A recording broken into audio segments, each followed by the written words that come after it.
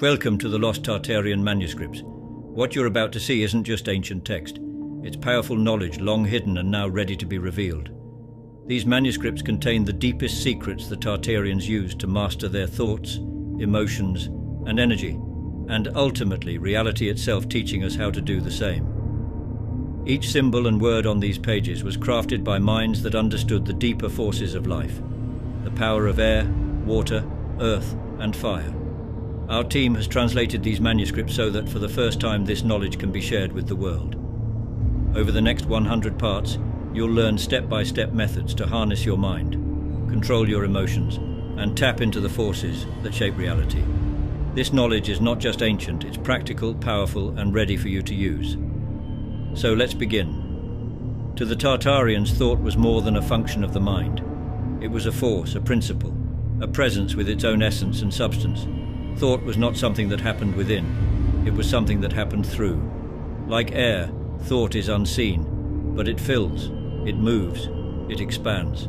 And yet, it obeys laws deeper than the visible, carrying frequencies beyond sound and color, currents that touch and alter all things.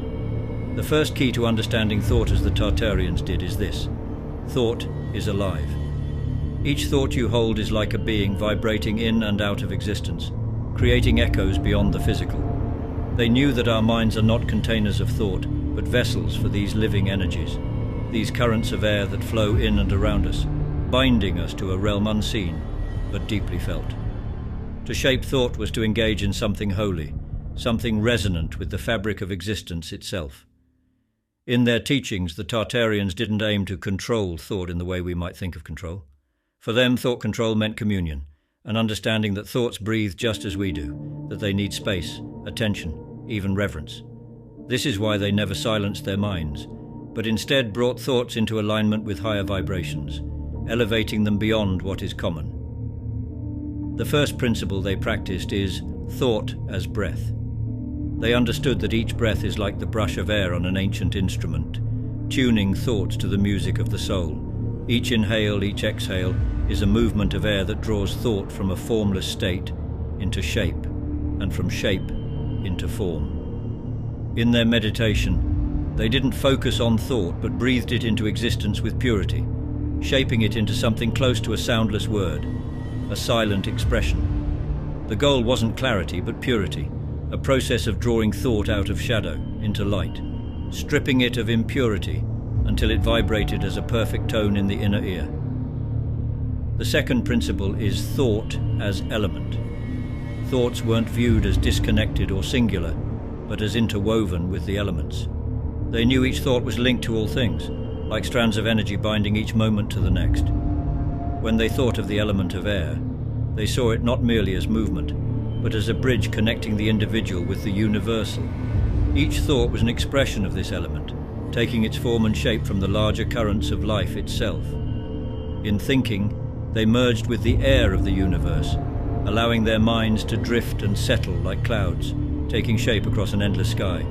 The thought was not isolated, it was woven into the fabric of all creation. And finally, thought as vibration. The Tartarians practiced a form of mental resonance, understanding that each thought vibrates not only within the mind but reverberates outward, connecting with other vibrations across time and space.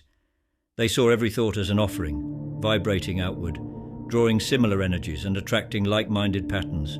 This was the ultimate alignment, to bring thought into resonance with what is beyond comprehension, an invitation for thought to transcend into its own pure state of being. They understood that every thought echoes beyond, stirring the very air of reality. Thoughts were not meant to control, they were meant to be awakened, to find their place in the great field of consciousness.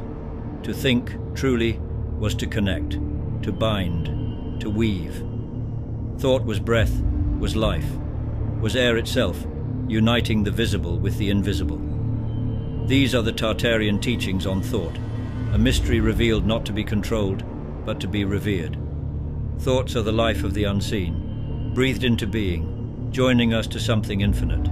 Type yes in the comments if you are ready for part 2 in this incredible deep dive. And if you want to hear the life-changing Tartarian sounds they used on a daily basis, then click on the link in the description.